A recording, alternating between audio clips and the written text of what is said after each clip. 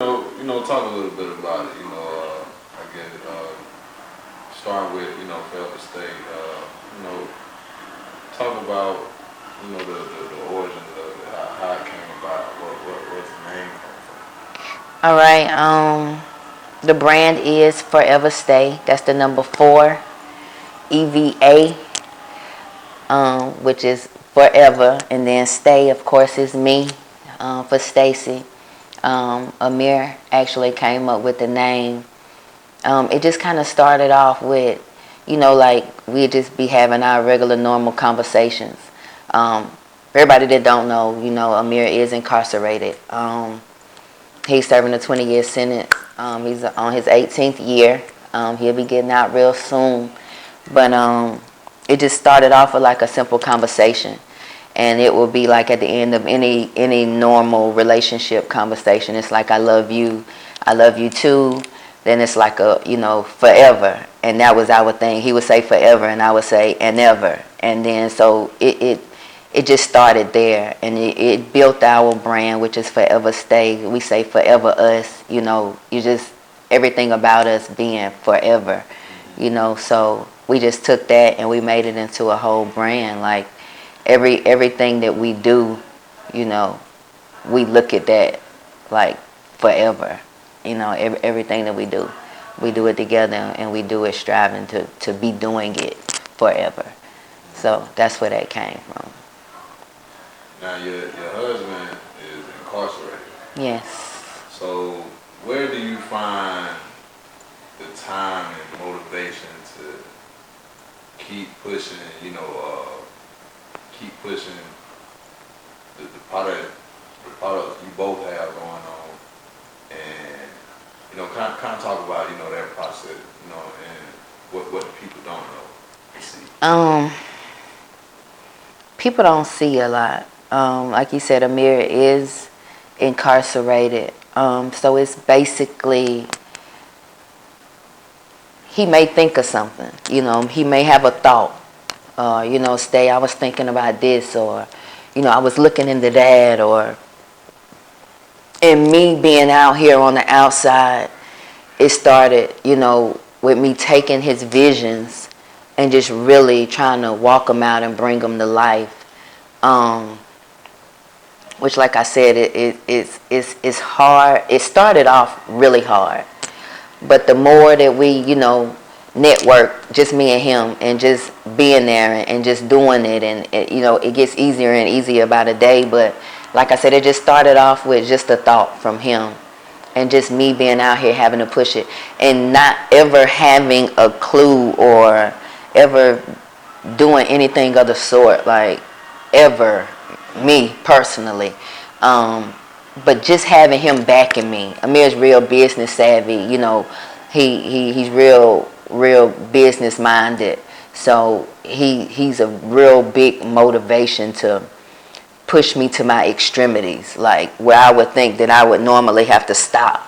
And he's there. If it's just that's why some people be like, sometimes it just takes that motivational word, or just for a person to back you, mentally, or and he don't have to be here physically, because just his words, and just him being there, and just keeping pushing me to my greater being, or like that really helps the process out so much more. Like just building the brand from the bottom up, like just going back and forth, like, okay, well, what do you think? All right, well, I think this, or and just the conversing, like, and it really has worked. I don't he doesn't have to be here. I would love for him to be here, every second of every day, like every normal relationship, or but it's really worked for us to get what we need done.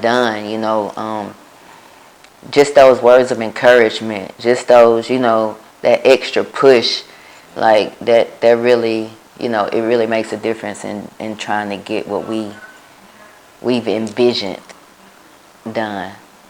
Well, for the people that don't know, you're referring to. I'm referring to Goldmouth. Old Mouth. What he has a life before rap. Kind of kind of speak on his situation a little bit. All right. He does have the Life Before Rap book. This is about his, pre-life before rap with Jeezy, Kinky B.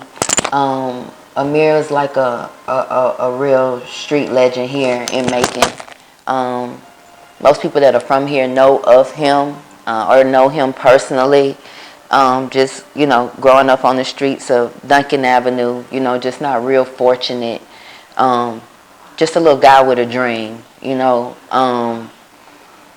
and due to unfortunate circumstances, he did catch time in 2001. He actually caught 20 years, but he had already made his mark, at a real young age. Just being out here and doing this thing out here in the streets, with his rapping and his affiliation with Jeezy, and so everybody basically knows him from that. But yeah. So, I know we was talking a little bit off camera.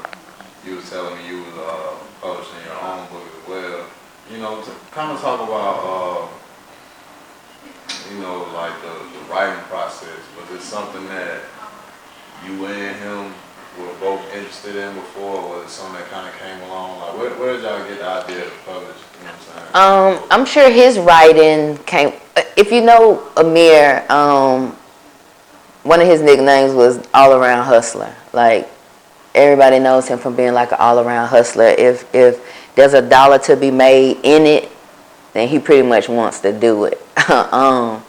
So just him having that time, I'm sure that writing wasn't originally his plan, because like I said, he's more of a rapper, but I guess the two work hand in hand. So he's kind of always been a writer in a sense. But I guess being in the situation that he was in, that he is in, that he actually was able to write and become an author and make books. He motivated me to be a writer. I, used to write in school like everybody, being made to write. I knew at a young age, though, that I could write. That if I wanted to write, that I definitely could write. I used to read a lot. I kind of fell off from the reading the older that I got, but I knew that it was a passion of mine. But I never thought that I would write a book, grow up and write a book. It definitely was our situation that made me have a story that I would think would be interesting enough to even put in a book. Just dealing with a guy that's incarcerated and in prison, and a lot of girls do that, but to the extent that I do it, it's a different type of thing. Like, I mean, we run businesses. We get a lot of real stuff done. So he motivated me to write a book, and it's Parallel Lines, and the name kind of describes, really what it's about. My situation being out here, it's like the raw reality of incarceration in the free world. Just really how our worlds kind of intertwine, and it's real interesting. And the more that I, because it's real life, so it's easy for me. So the more that I live and the more that I do every day with him and the more that I deal with and the more that we go through and come through, it motivates me more to, add a chapter or, I can put this in my book and, and even just knowing other couple stories, going to the prisons and sitting waiting for visitation and just hearing, other people's situations and how it's all kind of similar. It's like a different world, but the situation that we're in really motivated me to write a book. And I'm sure that the situation that he is in motivated him to write his books. But like I said, he's number one hustler. Like, anything he feel like he can capitalize off of, I don't care if it's throwing salt in the ocean. If he feel like it's gonna make him some money, then he gonna do it. He gonna try it. Like he that's always been him, and he has carried that through prison. And I'm sure when he's released, he will continue to be an all around hustler. Like, and he pushes me to do so. Like.